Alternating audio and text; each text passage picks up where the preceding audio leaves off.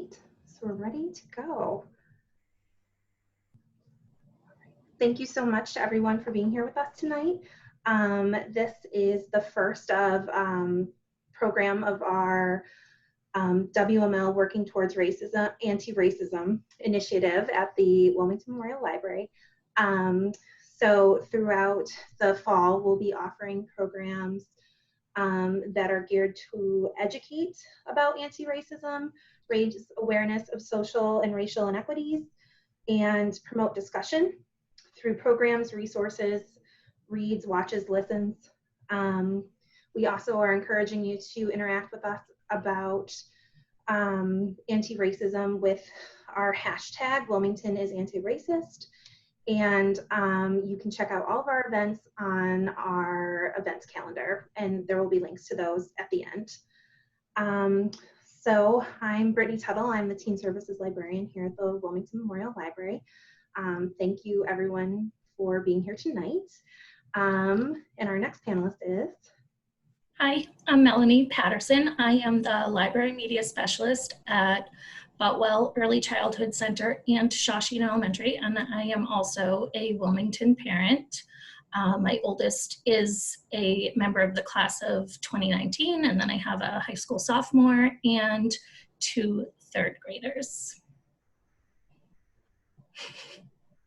Hi everyone, I'm Jen Bryson. I am a faculty member in Literacy and Language and Elementary Education at Boston University. I'm also a Wilmington resident. I have a soon-to-be freshman and a soon-to-be middle schooler going into 6th grade here in town. Great, so I'm going to go ahead and share my screen with our presentation. Please just let me know if there's an issue.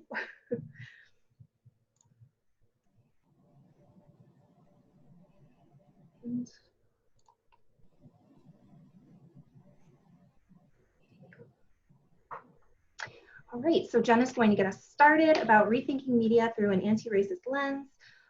This is part 1 of the presentation tonight. Thank you.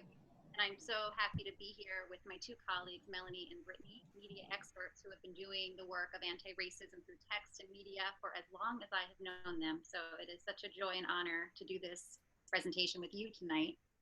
Let's start by talking about this session's objectives and what we're hoping will be some key takeaways for you. We also recommend you have some paper and a pen to jot down some notes, as well as some reflections. We might periodically stop and just give you a few moments to jot some things down, or use the chat function if you'd like to add anything there, or the Q&A. So the objectives for this evening, we are rethinking the media our families consume through an anti-racist lens. We will discuss how our identities shape our responses to equity in our community, investigating the concept of mirrors and windows in our children's texts and media, and also in our own text and media. Reviewing and discussing problematic media, although there's much more to come on that in session 2, which is at the end of next month, which we'll talk a little bit about at the end. We will talk about some strategies for families to use when discussing race and representation with their children. And then hopefully provide you with some action steps and some things to start planning and thinking about as you move forward and as Wilmington moves forward in this work. Presentation includes 2 parts. The first part is thinking about how our own identities have shaped our lives. And part 2 will include strategies for focusing on equity and inclusivity. And I think Brittany's going to walk us through strategies that focus on equity. Yes.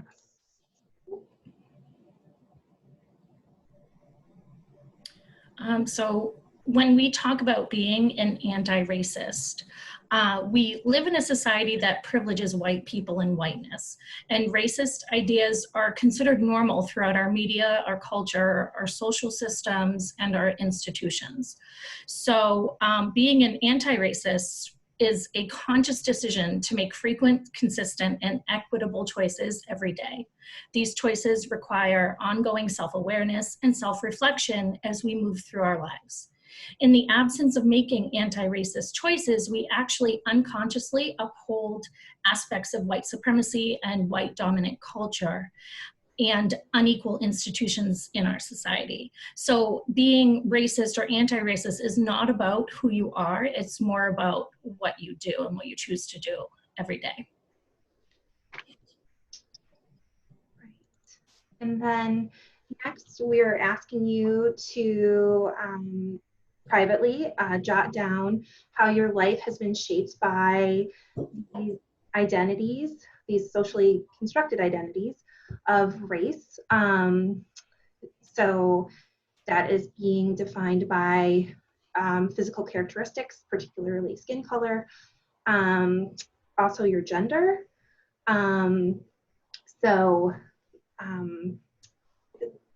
This roles, behaviors, activities, and attributes, opportunities that any society considers appropriate for boys and girls, men and women. Gender interacts but is different from the binary categories of biological sex. These were just definitions that I pulled from these sources below. If you have a different definition of gender, please reflect on that. This was just meant to be kind of like a concise definition. Also sexual orientation, and also reflect on your socioeconomic status. The sources that I linked to are here. I know sometimes when I'm looking for definitions of things, I have trouble finding them, so here were some that have concise definitions. All right, so if you've finished jotting those down, we are ready to move on. So when we think about all of these different aspects of social constructs that make us who we are, educators and parents, when we're providing literature and resources for our children, we talk a lot about mirrors and windows. And so, I mean, I could tell you what mirrors and windows are, but I think Grace Lynn does a much better job than I could. Grace Lynn is an American children's book author and illustrator. And in this video, she's going to speak about exactly what are mirrors and windows and about the importance of mirrors and windows in the lives of our children.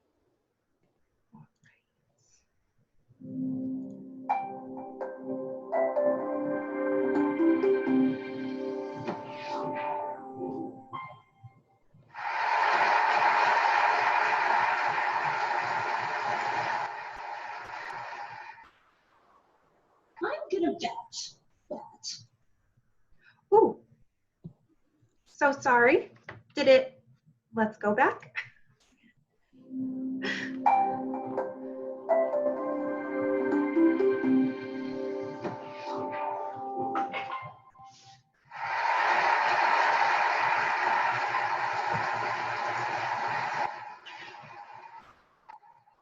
I'm gonna bet that one of the first things you did today was to look out the window.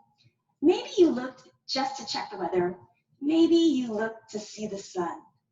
But what you really saw was the world. That's what a book does. A book can show you the world. But here's the thing about your window. When the light hits it just right, you don't just see the world outside. You can also see your reflection. So the window becomes a mirror. That's also what a book does. A book can show you the world, but it can also show you a reflection of yourself. But what happens if you never see anyone in a book that looks like you? When I was a child, there were two things everyone knew about me. One was that I loved books, and the other was that I was Asian. Everyone knew I was Asian because, well, look at me. My family was one of the few Asian families in our town. So that meant that except for my sisters, I was the only Asian girl in my elementary school. And I did not like that. I decided early on that I was just going to pretend that I wasn't Asian. I refused to learn Chinese, I ate McDonald's, and I curled my hair. I remember in 3rd grade, I was walking down the street and I saw my reflection in a store window. And I said, there's a Chinese girl there. And then I thought, oh wait, that's me. I had spent so much time pretending that I wasn't Asian that I really did forget that I was. And in a lot of ways, it was really easy to forget. It seemed like there was nobody that looked like me anywhere. There was nobody that looked like me in school. There was nobody that looked like me in the movies. There was nobody that looked like me on TV or in the magazines. And most importantly, there was nobody that looked like me in the books that I loved. In fact, the only book I ever saw with an Asian person in it was this one. One day, my elementary school librarian took this book out and she said, today we're going to read The 5 Chinese Brothers. And all of my classmates turned to me and said, oh, Chinese, just like you. Have you ever been horrified by your own reflection in a mirror? Because that is how I felt every time I was reminded of my ethnicity. In 5th grade, my class decided to put on the play Return to Oz. And all the girls wanted to be Dorothy, me included. So all the girls, every day at recess, all the girls who wanted to be Dorothy would stand in a circle and we would all sing Somewhere Over the Rainbow over and over again, practicing for the audition. Until on the day of the audition, I turned to the girl next to me and I said, today is the audition. Do you think they might choose me to be Dorothy? And she looked at me and she said, but you can't be Dorothy. Dorothy's not Chinese. And when she said this, I felt so stupid. It was that horrible embarrassment where you get hot and red and sticky, as if even your skin is crying tiny, boiling tears. It's that feeling when someone says to you, who do you think you are? And you feel like you're nobody. I felt like I was nobody. I felt like I could never be Dorothy. I could never be anyone important like that. But I still loved books. I loved books so much that I even made books in my spare time, just for fun. Some were magical adventures, some were fairy tales, but the heroines were never, ever Asian. This love of making books stayed with me so much that as I grew older, I decided that I wanted to be a children's book author and illustrator. I went to art school and I even studied in Rome, Italy. There in Rome, I drew and painted the landscape and the architecture and many more pictures of beautiful fairy tale princesses. But one day, I was at a cafe with an Italian, and he turned to me and said, so you're Chinese. How do you say coffee in Chinese? And I told him that I was American and I didn't know how to say anything in Chinese. As I explained it to him, he nodded, but he was still pretty confused. And he said, so your parents moved from Taiwan to the United States? Why? And it was then that I realized I did not know the answer. I realized that here I was in Rome, having a conversation in Italian, yet I could not speak one word of my parents' mother tongue. I realized that I could tell him how long it took Michelangelo to paint the Sistine Chapel. I could tell him what the mascot of Rome was. I could tell him how ancient Italians dyed their hair. But I could not tell him why my own parents immigrated to the United States of America. And for the first time, I was ashamed for the right reasons. Because here I was trying to be an artist. And when you're trying to be an artist, what you're really doing is trying to create a vision to share with the world. But how could I create any vision to share with the world when I had never even looked at myself? It was an epiphany. After a lifetime of denying my heritage, I was suddenly starved for it. I began to look at Chinese art, and I fell in love with Chinese folk art, especially its bright colors and patterns, and I began to paint the same way. And when my books were finally published, they featured Chinese culture and Asian characters. Teachers always tell you to write what you know, but I wasn't doing that. I was writing what I wanted to know. Because my books are the books that I wished I had when I was a child. And knowing this, I really should not have been surprised when people called my novel, Where the Mountain Meets the Moon, a Chinese Wizard of Oz. Because the main character, Min Li, who's on this journey to find the old man of the moon, well, Min Li, she's really an Asian Dorothy, a girl that my 5th grade self would have loved to see herself as. Where the Mountain Meets the Moon won a Newbery Honor, which is kind of like being nominated for an Oscar. And because of this, the readership exploded. Teachers put the book on their summer reading lists, whole communities read it, and you wouldn't believe how many kids sent me letters telling me how much they loved it. Schools even produced plays of it, with my Asian Dorothy becoming a coveted character. In fact, a 3rd grade teacher told me that they ended up having 4 different Min Lis because so many kids wanted to be her. Can you imagine that? Can you imagine creating a character because you felt like an outcast, only to hear that that character was whom everyone wished to be? It was amazing and surreal. And the surprises continued.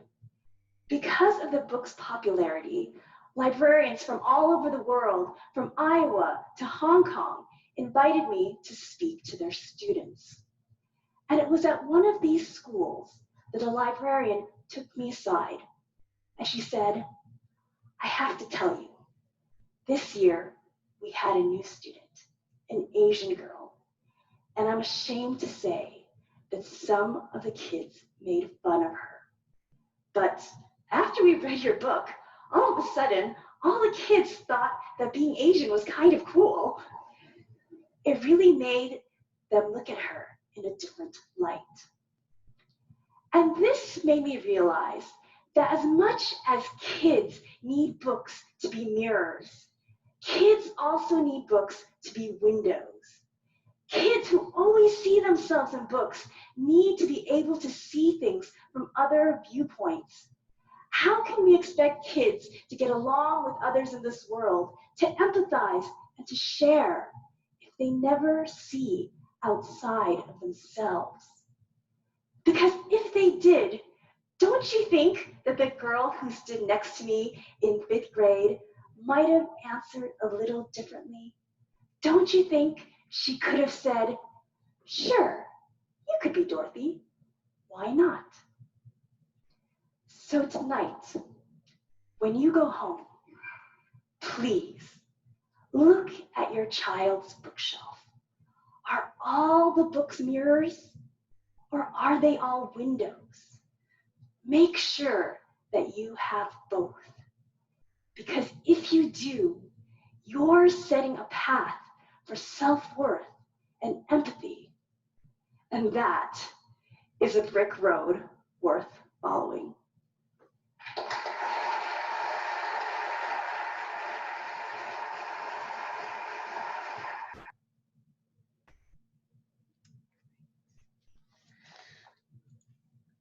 Before we move into part 2, strategies focusing on equity and inclusivity, we can pause and see if there are any questions.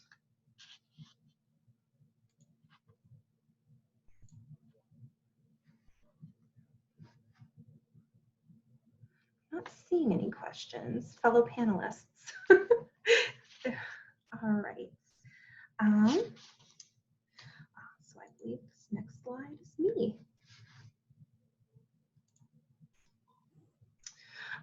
So in this part of the presentation, we're focusing on equity. So we live in a multicultural society, as Grace Lynn's video demonstrated. So it's essential to develop a positive social identity, which are the mirrors that Grace Lynn was talking about in our media that we consume, and also to learn about others through the media we consume, so windows. So we're emphasizing here that our community needs to include stories of the children in our community and our families. So we're looking for diverse texts to do that. And then here we're emphasizing the difference between tolerance, so that's merely allowing the existence of, and equity. So equity is fairness to each person based on their needs. So while tolerance is important, our multicultural teaching needs to focus on equity. And so we're reflecting on how have some groups been treated differently based on culture and social identities, those identities that we were talking about earlier in the presentation: race, class, gender, sexual orientation. And it looks like we are ready to move on.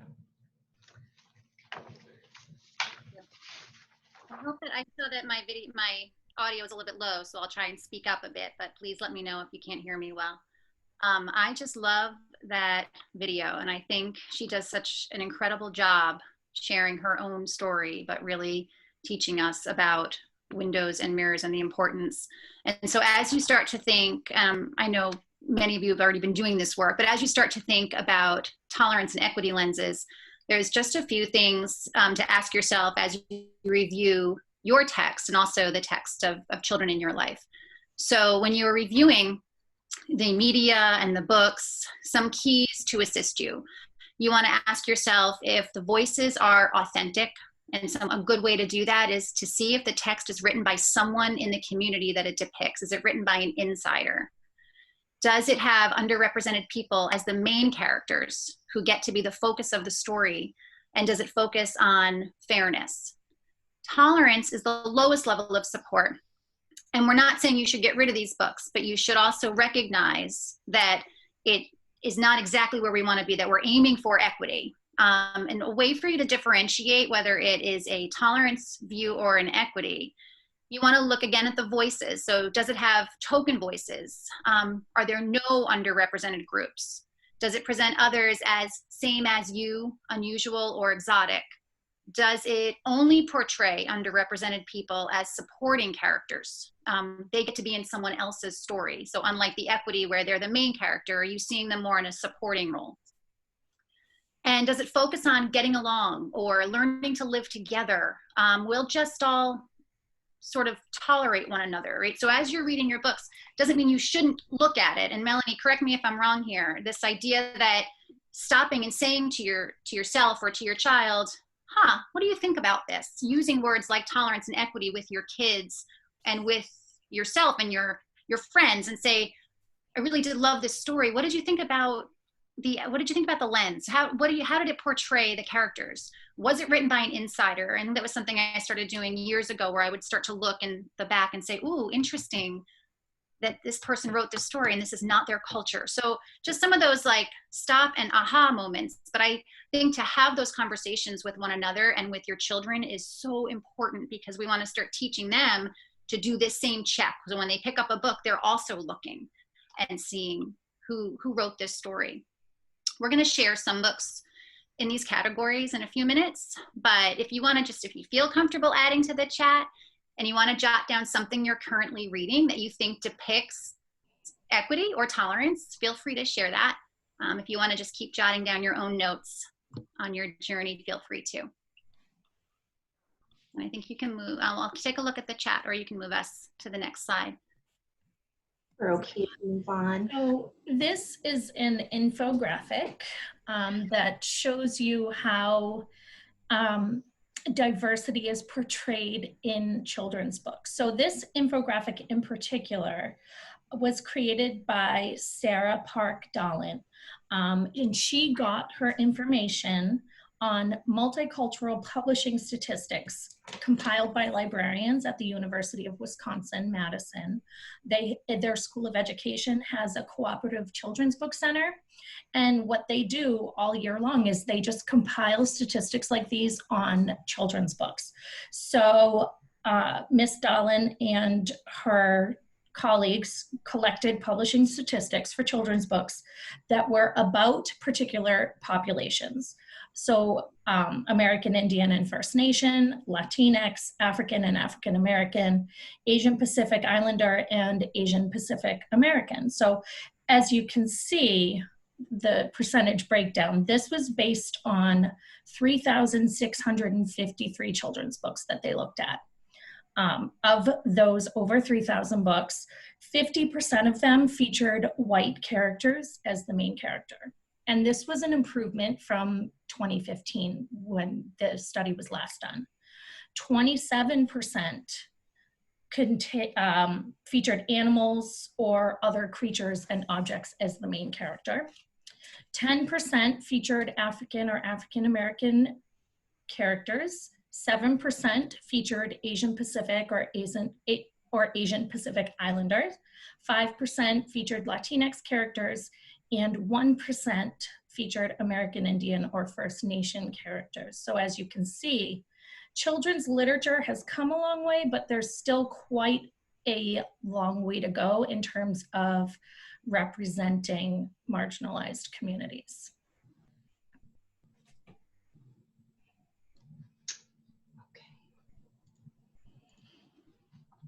And that leads me into these two hashtags. We need diverse books and own voices. So if you search these hashtags on Instagram or Twitter, you're gonna see a whole bunch of book lists. And if you go to weneeddiversebooks.org, they have plenty of book lists available there. I saw that there was a question about book lists, so that's where you can find them. So for We Need Diverse Books, it's a nonprofit grassroots organization of children's book lovers that advocate for essential changes in the publishing industry. Their aim is to help produce and promote literature that reflects and honors the lives of all young people. And they recognize all diverse experiences, including but not limited to LGBTQIA, Native, people of color, gender diversity, people with disabilities, and ethnic, cultural, and religious minorities. And then the hashtag Own Voices is a movement that was started by young adult fantasy writer Corinne Dalvis. It refers to an author from a marginalized community or an underrepresented group writing about their own experiences or from their own perspective, rather than someone from an outside perspective writing as a character from an underrepresented group. So not all literature with diverse perspectives is going to be an Own Voices piece of work.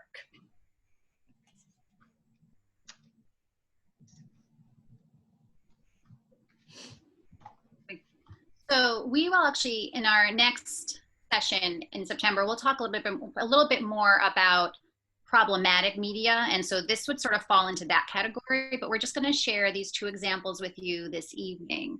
And we chose these, and Melanie, children's literature expert, please feel free to jump in. But We chose these two because we thought they were sort of striking, but also, so you want to be president. We're obviously entering an election season, and we know that parents and educators are going to start pulling books to teach their children about presidency and US government. We are urging you to rethink this one, or if you do use it, please be sure to point out some of the areas that we're concerned about. And so this book, I don't know if you're familiar with it, it shares some humorous facts about US presidents, things that you most likely wouldn't know. And some of them will make you chuckle and others will make you cringe. So most worrisome is the picture that we've highlighted here is a picture of Geraldine Ferrara and Jesse Jackson. And you see they're sort of standing off literally behind a rope. They're being kind of pushed off to the side, looking in, accompanied with a statement that says, if you want to be president, it might help if your name is James, John, William, George. So from a multicultural perspective, sending the message that only men from the mainstream white culture have a good chance of becoming president.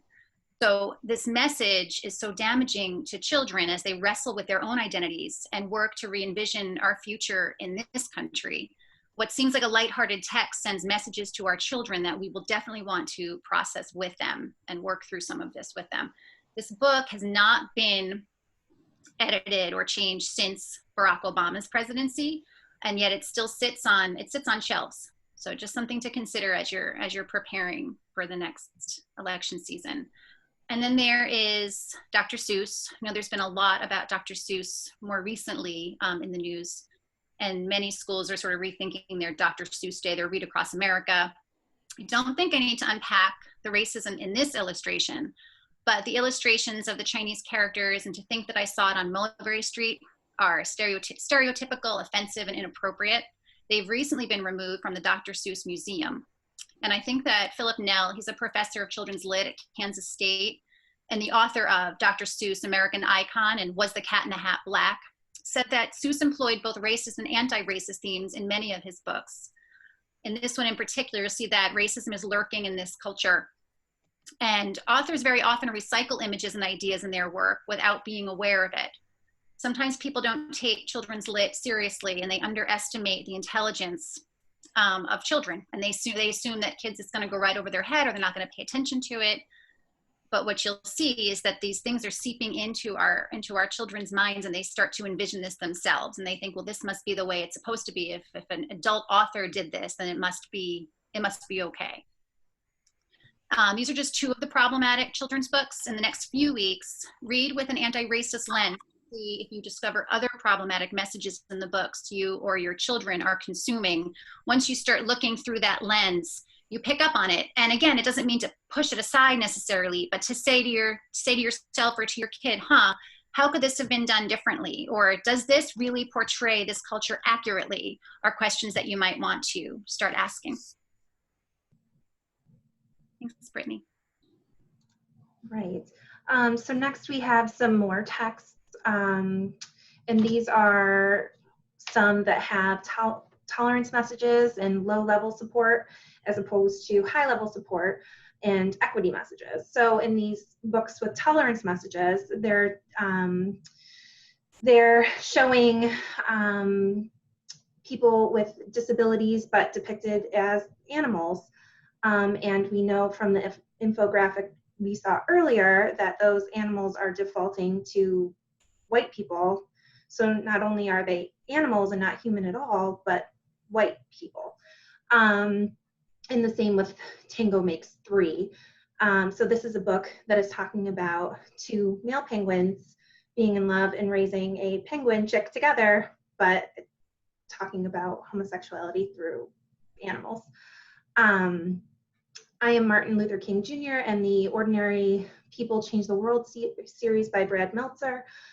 It's kind of like a series of Who Was books, but for a younger audience.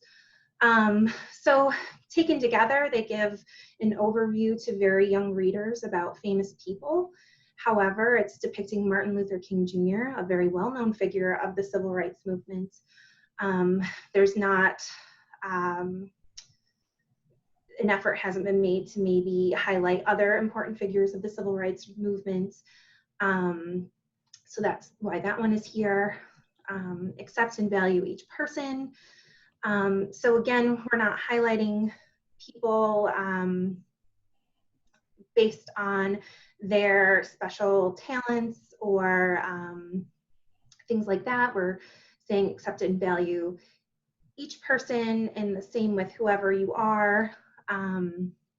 It's a message of tolerance instead of equity. So another text, so those are children's texts, which please, Melanie, feel free to chime in. You're absolutely right, yeah. Not always what I work on here at the library, but one off to the side, The Running Dream, is one that's really popular, or was about 9 years ago.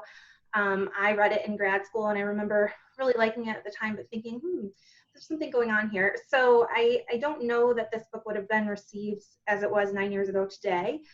If you're unfamiliar with it, it's about a girl, a white girl, Jessica, who is involved in a bus accident, I believe on the way to a track practice. And the accident, her leg is amputated because of the accident. So it's at the end of, so of course there are challenges that Jess has to overcome throughout the book. It does talk about the difficulties she faces as an amputee, financial challenges. Her community comes together to fundraise for a prosthetic leg for her. And at the end of the book, it's talking, Jess is portrayed as being almost happier with a prosthetic leg because she's an even faster runner than she was before. So this is a very sanitized, idealized depiction of maybe someone in this situation. From my research, I don't see that the author experienced this in real life, so it's not an own voices text. The author is a runner and a well-known fiction writer for children and young adults. But books like this and Wonder, they are, even Wonder, I know I went there. I always feel like that is a controversial statement, but these texts written by people who, without the disabilities that they are portraying, they are then becoming the voices of people with disabilities, and those are not authentic voices. So I try to keep that in mind when I'm recommending titles like A Running Dream. Instead, I would maybe recommend something by Shane Burkaw, or find some other texts. So these books here they have an equity message. So this is a higher level of support. And like Jen was saying earlier, when you're looking at these, you would be asking yourselves, like, are they authentic voices? Are underrepresented people the main characters? And does it focus on fairness? So for example, Grace for President is about a little girl who finds out that a woman has never been president, and she decides to run for president. Same with Ada Twist, Scientist, or Fry Bread and Squanto's Journey are both written by Native authors. Same with My Poppy Has a Motorcycle, Saturday, We Are Grateful. These are all own voices texts. So I just thought these were a couple of really nice examples. I especially love Saturday. This author illustrator is, I've seen her present a few times, and she's fantastic. Yeah, what was the other one that she wrote that I like? It's like a retelling of Stone Soup. Yes, the one with the stew. Yes, I love that one. Oge Mora. Mm-hmm. Yeah, she's great. Oh, Melanie, were you finished? I'm so sorry. No, I'm done. Yep, go ahead. So here are some teen and tween books with equity messages or high-level support. Here, everything is linked. So when these slides go up on our webpage, our WML Working Towards Anti-Racism webpage, with many resources, this will be there, and this will also be on our YouTube channel. So you'll be able to get to these resources that we've linked to. But when I am working with the high school teachers and middle school teachers and those media specialists, I'm often recommending Read Woke books. So these are books with equity messages. They're just termed Read Woke, which was a kind of term or movement coined by one of my favorite librarians, Cecily Lewis. She's a school librarian, and Read Woke she describes as a movement. It's a feeling, it's a style, it's a form of education, it's a call to action. So it's learning about others so that you can treat people with respect and dignity that they deserve, no matter their religion, race, creed, or color. These books challenge a social norm, give voice to the voiceless, provide information about a group that has been disenfranchised, seek to challenge the status quo, and have a protagonist from an underrepresented or oppressed group. These books are often diverse books or own voices books as well. And I also have a book list of those. Cecily has a book list of those on her blog, which I highly recommend checking out. I love it. And then some other texts with equity messages that you're probably aware of. My favorite right now is New Kid. New Kid is important because it's showing the protagonist, Jordan, as it's just like a slice of life novel. So it's showing that Jordan, who's a Black middle schooler, it's showing his everyday life. It's just a book about being a kid. And when I saw Jerry Craft speak last fall, that's how he described it, and how talking about his work. And then, in case you didn't know, there is New Kid Part 2 coming out, or the second. So Class Act, and this is about Drew, Jordan's classmate. So if you don't have a hold on it yet, you can place a hold on it. I think I might have even hyperlinked it to the catalog, so you can do that from the slide. That will come out in October, and we will buy 1 million copies. So, so I was really pleased to see those on the summer reading list this year for all middle schoolers. It's a great choice, especially to start talking about race with your middle schooler, and ways to talk about microaggressions and things like that. And then Stamped is a book that I would love to see all teens have on their bookshelf. I'm trying to get us more copies. We have had some challenges with the books that we've chosen as part of the Antiracism initiative, our books that we're offering. And also just books we're trying to get on our shelf. A lot of them have been back ordered. So dealing with that still, but Stamped, I have at least 1 copy out there. I recommend you put a hold on it. This is, it gives an equity message, but then it's also kind of a call to action. It's encouraging allyship and even maybe farther into accompliceship. So in kind of a sliding glass door, which Grace Lynn didn't talk about in her presentation, but definitely goes along with the idea of mirrors and windows, and then kind of being led into a different perspective through literature. So that is it for this slide.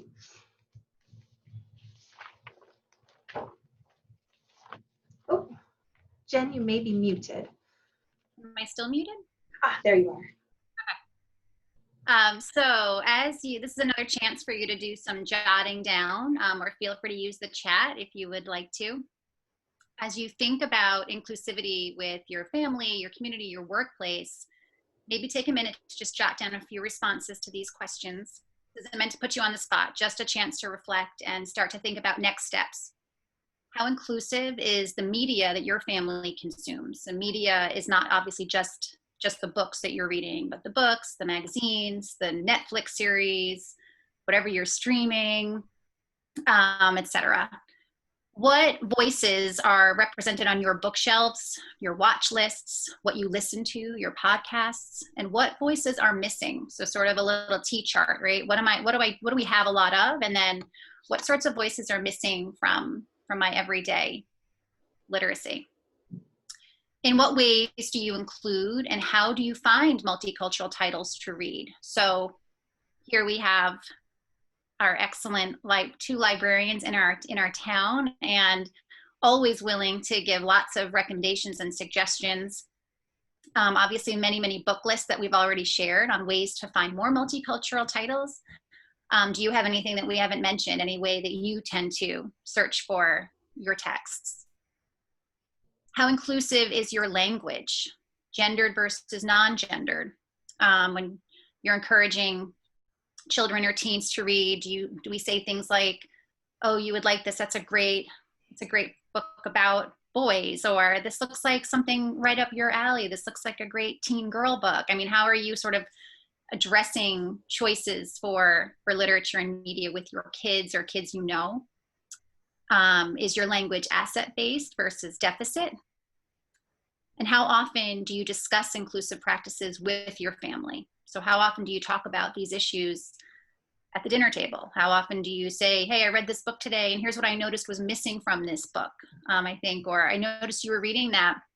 What do you think? Is it an equity lens or a tolerance lens? I think are good ways to start some of those conversations. I'm gonna check.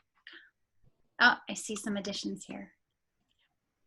So there's a website called embracerace.org, and that's actually where I got these tips for choosing books for our kids. Not all books featuring Black and Indigenous people of color or BIPOC are equal, and it can be a challenge to know what is considered a good book. So the most common advice would be to avoid books that have stereotypical or negative portrayals, and seek out books by authors and illustrators who share an identity, so an own voice book. Embrace Race is a great resource for parents and teachers who are partners in raising our anti-racist children.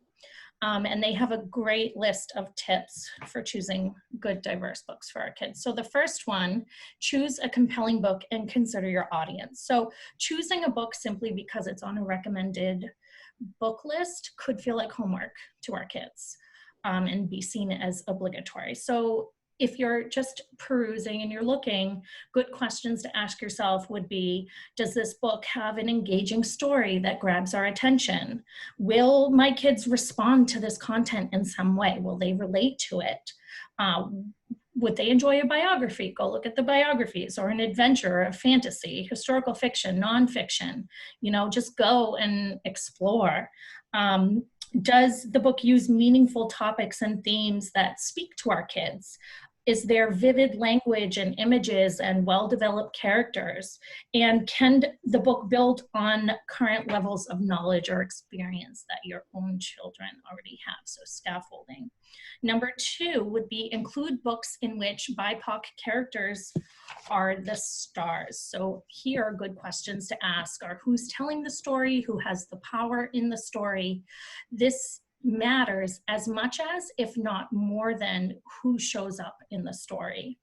Picture books that feature a white main character with BIPOC characters as secondary or background characters can kind of send the message that BIPOC people are only incidental to the lives and experiences of white people. Data shows an increase in the amount of picture books being published that feature characters of color whose race and culture are unspecified, so they just are brown-skinned. And while it's okay to read books with characters, racial and cultural identifications are not central to the story, they shouldn't be substituted for books featuring clearly identified BIPOC characters as stars who drive the action or the meaning of the story. Scaffold your approach when introducing new materials. So if your child is really young or you're just beginning to expand the diversity of the books your kids are reading, start with titles that introduce and celebrate human differences. That would be like our low-level support books that we showed you. Or that star BIPOC children in everyday situations. And then when sharing stories about racism and oppression, it's important that children already have a foundation of knowledge and respect for differences. Number 4 would be consider the experiences and expertise of the creators, especially when assessing a book that explicitly explores human differences. So this goes back to own voices. And then number 5, look for books that depict positive interactions and across differences. So research has shown that early and sustained exposure to such stories can reduce intergroup anxiety that leads to prejudice, because we know that children can show racial prejudice as early as preschool. Aim for a balanced set of portrayals, that's number 6. So how BIPOC characters are represented in books matters as much as who is represented. 7, feel free to wear a critical lens when reading any book. It's not uncommon to discover that a much loved or even recommended book has issues. For example, Dr. Seuss. These books can offer an opportunity to analyze the book with your children and help them grow their critical thinking skills. So having conversations, not saying don't necessarily read books that you've always known and loved, but if you're reading Little House on the Prairie with your children, you're going to want to have a conversation about how the Native people were treated in that book. These books can offer an opportunity to analyze the book with your children, and as you're reading, point out the problems that you find with particular representations in a way that children can understand. And then finally, do your research, do ongoing research. I think there was a question about finding a list of books that are problematic that you might have on your shelf. There's really not like a tabulated list of these things. It requires a lot of just ongoing research, following those hashtags, we need diverse books and own voices, talking to other librarians, talking to booksellers about diverse books that they're recommending and asking why they're recommending those books to you, and exploring current and diverse book award nominees. So the American Library Association has a bunch of different awards that they give out every year.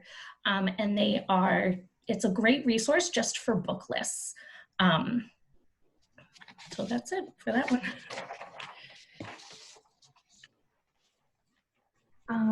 So we are almost to the end of our presentation with time for questions. Some next steps. We encourage you to join the Wilmington for Equity, Diversity, and Inclusion Facebook group if you haven't already. I've been trying to mention our webpage all night. We've been working on it since before we were even back in the building. So we hope that you'll find it useful and check out those resources there. There's a huge link to it with the logo for this initiative on our homepage. And it's a living document. So we're constantly updating it and changing it and trying to make it more useful for you and ourselves. So that's there. We are encouraging you to check out, to use the hashtag, to keep coming to events throughout this series.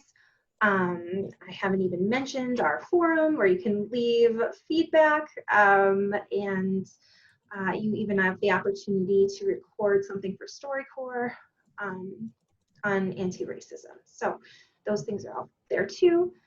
So I think I've covered everything in our next steps. Is it a good time to take questions?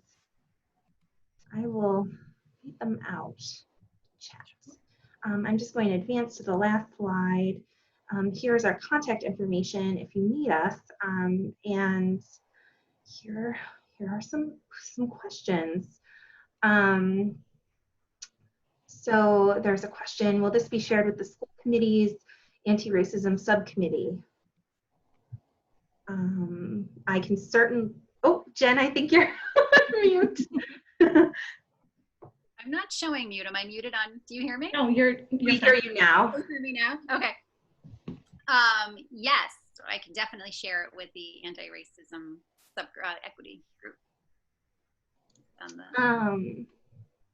That was a great presentation by Grace Lynn. Where can I find a vetted list of quality windows and mirrors children literature I can include in my elementary library? So I would start with weneeddiversebooks.org and embracerace.org. Those are two great jumping points. And then from there, you can find hyperlinked further lists. We also will have some book lists on our website as well. I believe Barbara's is there now. Mine will be there on Friday. So kids is up now, teens coming soon. I have a read book list for you if you'd like it. But we're constantly updating it and changing it. So I keep that in mind if I send it to you and you're like, what are these?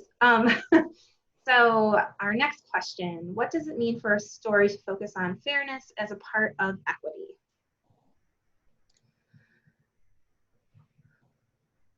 Oh, is that for me? Sorry. Yeah, Jen, do you want to take that one? And so when we're thinking about a book that's focused on fairness, we're thinking about Grace for President. So this idea that, so there hasn't been a female president yet, it doesn't seem to be equitable. So that's what I'm going to do, as opposed to, these have been all of the presidents. There's really no talk of fairness. There's a tiny space in there that there haven't been women or people or men of color yet, but maybe there will be, but it doesn't really talk about striving for fairness and equity. Also, I know this wasn't exactly the question, but based on when I'm doing collection development for our teen collection, I'm looking at how many books do I have by white authors, as opposed to how many books do I have by authors of color, disabled authors, marginalized voices, own voices authors, diverse books. So, you know, I do diversity audits on our collection. I try to keep track of what I'm buying and what's on our shelves and what's available to our community. So I look at fairness in texts and literature that way as well. So this was about the slide with the image from the CCBC. Based on this image, what percentages would you recommend to be ideal? So I think we would want just to move closer to the actual population. So as I'm looking, I pulled it up on my phone so I can look at it. You know, 27% are animals or other, right? So that's more than Black, Asian, Latinx, and Native combined. You know, we want to see just a bigger representation of the children that are reading these books. So just moving closer to what our actual population looks like. And then there was just a follow-up to clarify what percentages would be ideal for a white child to have in their personal library. I think just taking baby steps, especially if this is new. I know personally when I started doing this several years ago, just looking at the books that my children had on their shelves here at home, and then just adding a few at a time when I can, how I can. I mean, just baby steps. Another message. Likewise, where can I find a list of books with harmful messages? I think you already touched on this one, Melanie, that I should consider having in my elementary library. Yep, so just doing a lot of, you know, talking with colleagues, keeping up on book reviews. There was, you know, there are a ton of articles being published about problematic books. There was one, A Very Fine Dessert by Sophie Blackall was Caldecott. It was a contender for Caldecott, but the portrayal in that book, it was recent, just a couple of years ago. The portrayal was that the slaves making the cake were enjoying themselves. And so there was a New York Times article about how problematic that was. So just sort of paying attention to the news and following the Own Voices hashtag and the We Need Diverse Books hashtag. School Library Journal is great on keeping librarians up to date with that stuff. Just having ongoing conversations, it feels it's just constant. I don't think it's not as easy to search. Is this book problematic? You'd be surprised. Right. Books that we may talk about being problematic that have not been tagged as problematic yet, either because someone hasn't noticed it, it's a little bit outdated. Right. Sometimes, especially books that are outdated, mm-hmm. make me the most nervous because they're still out there, they're still circulating, and they've kind of fallen off the radar. So just they're not at the bookstore, but they're still out there, and so just being aware of it as you start to peruse books, and then mm-hmm. as your children get older, enabling them with the vocabulary to have conversations with you, so you know that you're doing your job well when they say, it's really unfortunate that there's really no female character represented in who's strong in this book. Why is that? Like you know then you're doing something right when they start to notice it themselves. I think so. Starting in slow, but then getting to this point where they can have these critical conversations with you is really important. And wearing a critical lens when you're reading your childhood favorites, because, like I said, Little House on the Prairie and Dr. Seuss, I loved those books as a child, but. Or watching your childhood favorite movies or shows where you're so excited to show it. Now it's streaming and you're so happy to share it. And then you're like, oh, geez. Oh, I liked this as a kid.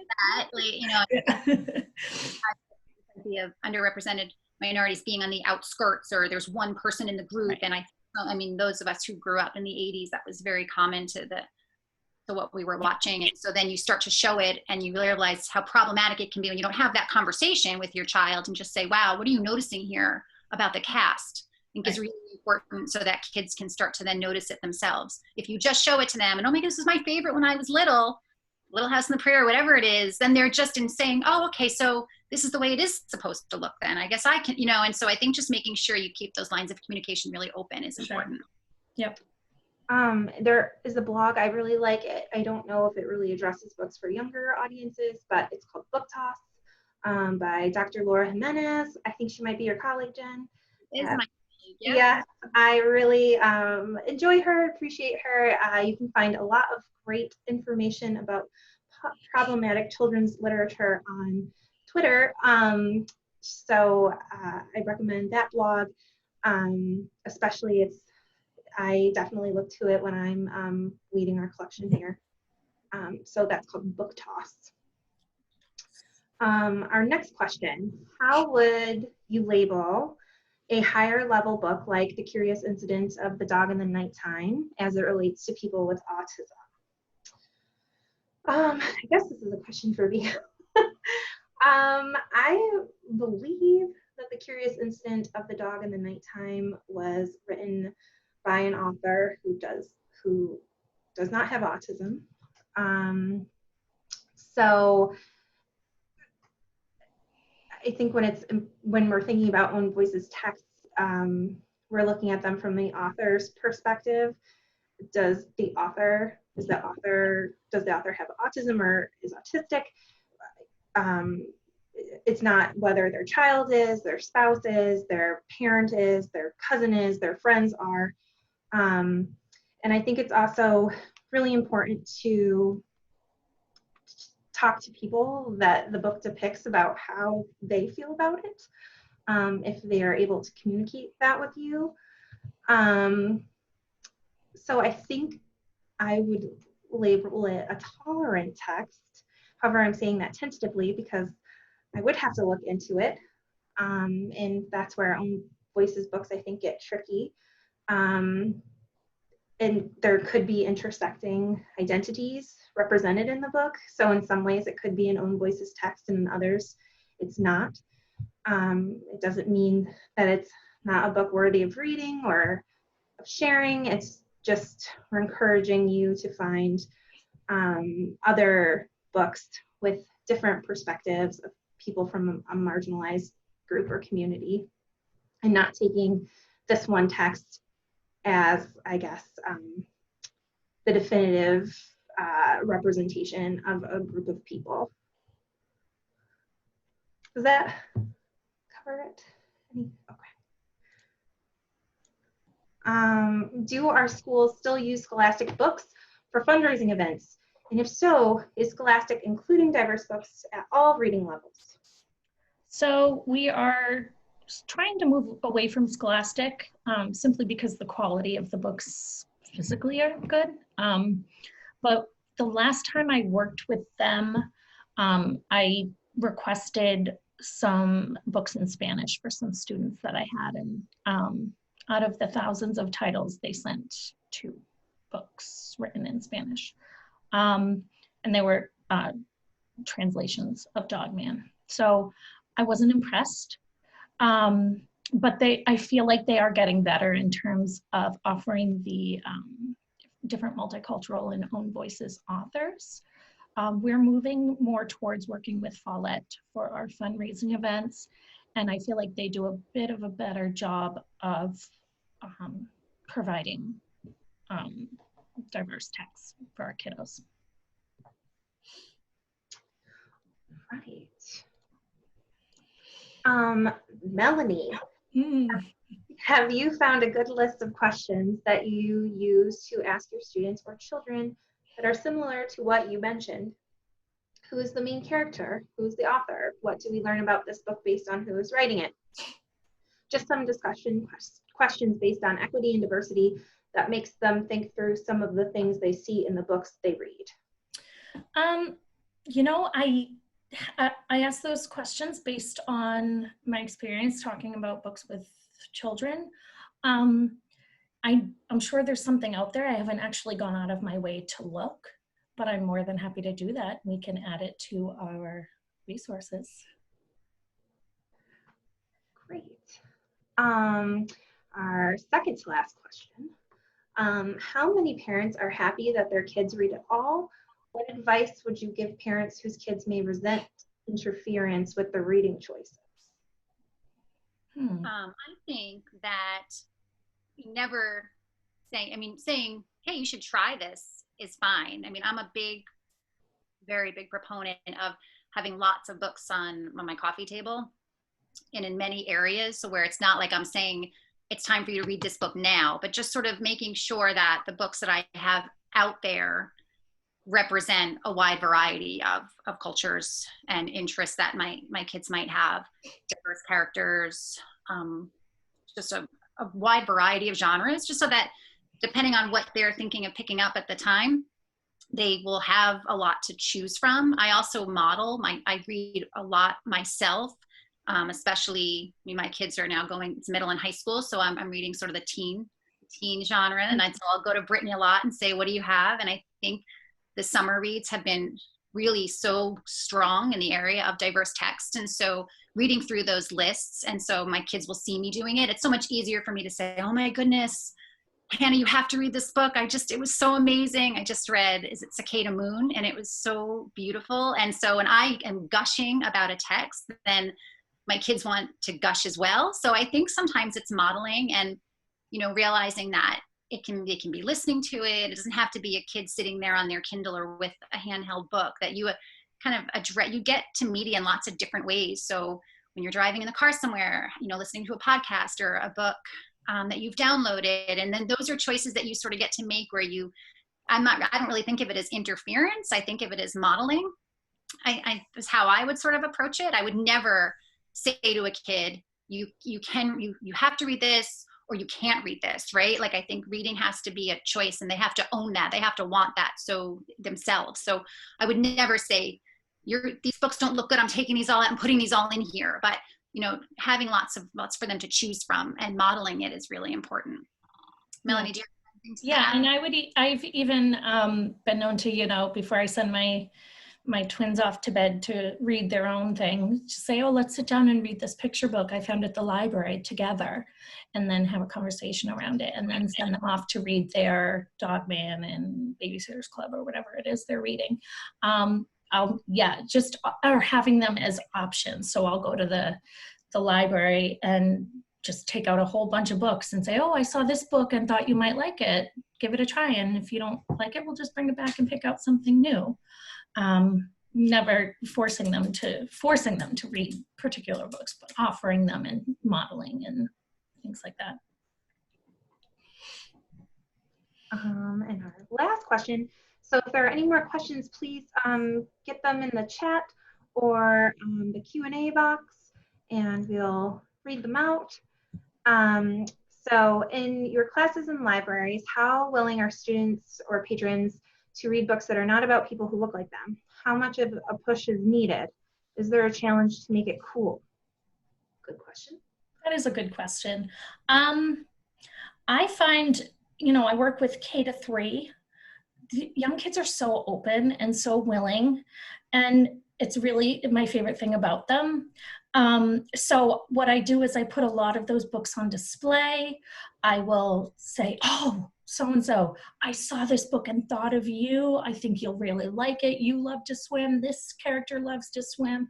Why don't you give it a try? And they'll take it and read it. Or, watching their peers read the same books too. They are like, oh, so-and-so really likes this book. I think I'm gonna try it.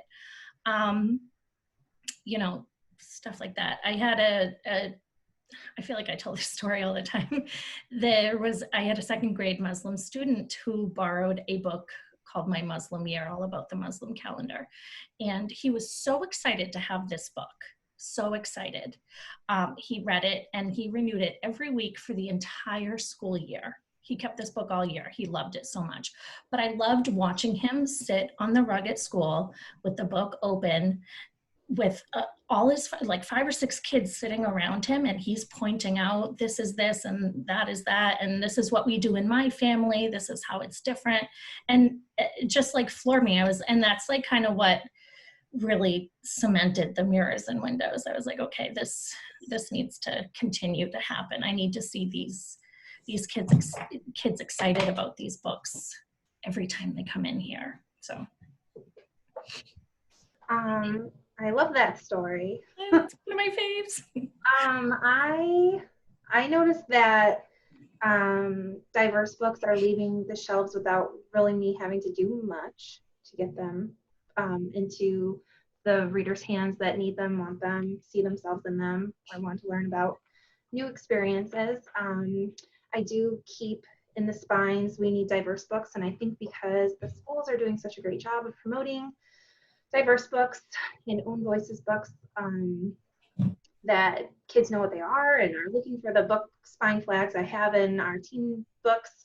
There's also been, I think more books are being published with diverse characters and protagonists. I have a full stack right next to me that I was just waiting to show you all, but it's getting a little late. So I have them here for you if you would like them. You Should See Me in a Crown is one of my summer favorites, and All Boys Aren't Blue.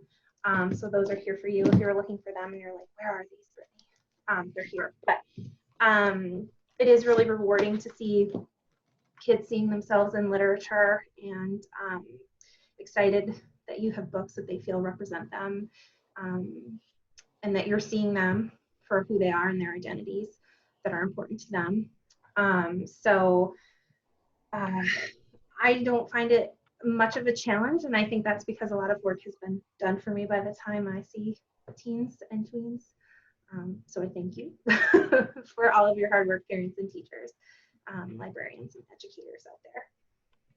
And I would just add, Brittany, like I said earlier, I think looking at your own choices as adults, when you're starting to sit back and say, what am I reading? What am I watching? I think that what we do speaks volumes to our kids, right? So modeling that, and also having them have relationships with book experts, with librarians, literacy experts. I think being in the field of literacy, it's always been so important for me to connect to the public school librarians and to the Wilmington librarians. And so really encouraging my kids to share with them what they're reading, what they're liking, what's just coming out. And so it becomes sort of, they have these dialogues with adults that aren't you, and they come home and say, hey, look what Miss Patterson told me to read, or look what she held for me. And I actually do remember an experience of one of my kids at the Shawsheen, where Melanie just knew what my child was looking for and had made a point to hold it. And I'm sure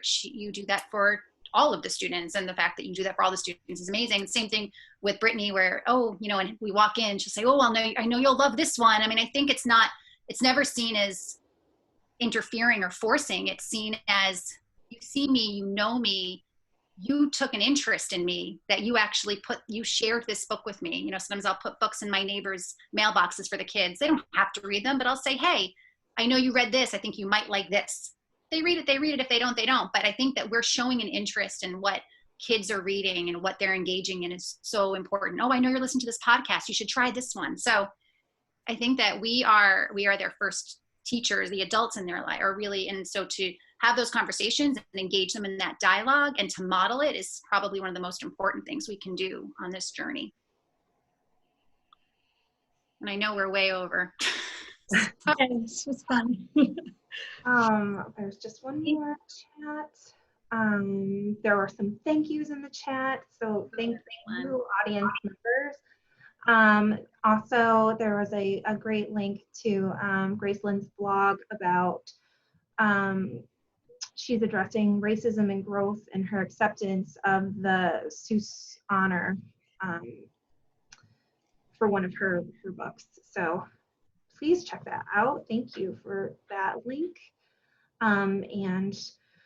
Once again, here's our contact information, and these slides and recording will be made available as soon as I can get them on our website and on our YouTube channel. And thank you so much for being here this evening. Dolores Johnson is here on Wednesday, and we hope to see you back. And then, oh, there's still 2 more things coming in on the chat that I just want to make sure we get to before we say goodnight. Oh, more thank yous. Thank you. So I turn it over to my panelists for any last remarks. No, I mean, I really appreciated having the opportunity to do this, and I thank you for including me on this. This was a really great experience. Definitely outside my comfort zone, but it was really enjoyable. I appreciate it. It was such a fun experience, and so happy to have been invited to do this work with you two. We hope that you learned something tonight or reinforced something that you already knew. And we're looking forward to continuing on this journey with you, attending some of the other anti-racist events at the library together as a community, and participating in some future sessions where we can have some of these Q&As. I think it's really helpful for people in our community to know they have other people they can talk to about book selections and how should I propose this text to my kid, and we're here. So our emails are there, and I know that we love to respond about literature and books. So please feel free to talk with us, ask for recommendations. If you heard anything tonight you'd like to learn more about, feel free to reach out. And Brittany and the team at the library, we are just so deeply grateful, and I'm just so impressed. Every day I see something new coming out of Wilmington Library, and I'm like, wow, like this is our library. It's just really it's amazing. It really, truly is amazing. We appreciate you, Brittany, and everyone that works at the library. It's a phenomenal community resource. Great. The team is just really phenomenal in embracing this work of anti-racism, and it's very exciting. So please extend my gratitude to your team as well, and for having us. Thank you for being here. We're so lucky to have the 2 of you as resources in our community, and we're so grateful for all of the time that you've spent with us and working on this presentation. And we look forward to part 2 of our presentation, which I have to tell you about a snag in our scheduling date. But that will be on the calendar soon. So thank you so much, everyone. I'm going to stop the recording here. At least I'm going to try. I'm having a little bit of trouble with my mouse. So thank you so much.